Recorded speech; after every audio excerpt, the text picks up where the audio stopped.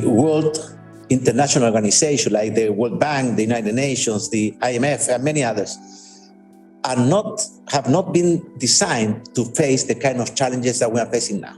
Before, many problems could be solved at the national level. Now we see that the pandemic or the climate change cannot be resolved by any country. It has to be resolved with all the countries together. In the case of the pandemic, we have to realize that nobody will be 100% secure until everybody is reasonably secure. And we are far away from that goal.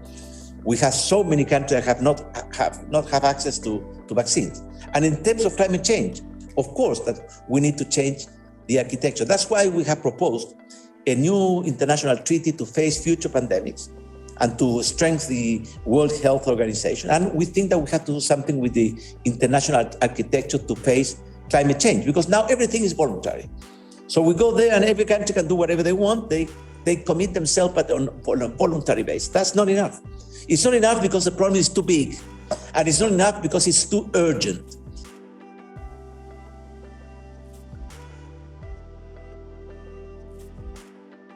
If you boil everything down to the essentials, there are no two parts on this planet that share more fundamental values than the European Union and the United States. So whatever our differences may be in the short term, or whatever accidents may happen in that bilateral relationship, we need to understand that in this world that is moving so fast, based on our values, based on our belief in democracy and human rights and the rule of law, we have no other choice than to work together very closely, the European Union and the United States. Now, this also applies to climate policy, because the recent IPCC report made clear that we're not on a path yet to limit the rise of the temperature to but well below 2 degrees and to the 1.5 degrees that we promised in the Paris Agreement. So we need to step up our action. We need to do so with incredible speed. We're not used to that.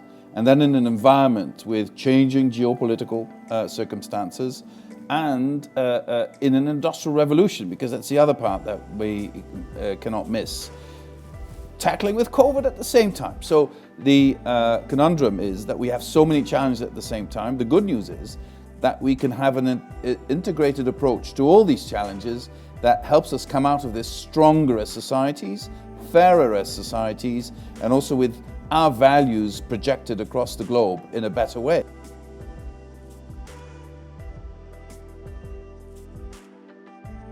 Undoubtedly, at some point in the future, there will be a very serious debate. That debate is already taking place in some communities around what the future for the island of Ireland looks like, whether that involves constitutional change, whether it doesn't, whether it involves reunification or whether it doesn't, whether we find a new way to live with each other.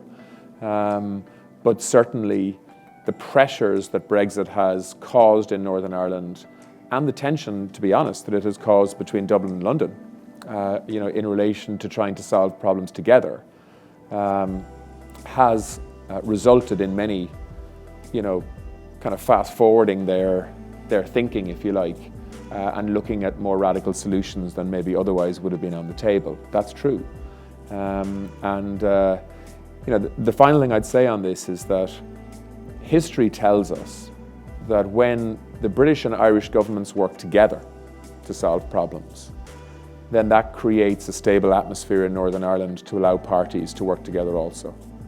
When the British and Irish governments do not act in partnership together, then that reinforces difference, tension, polarisation in Northern Ireland. And unfortunately, that has been what has been happening.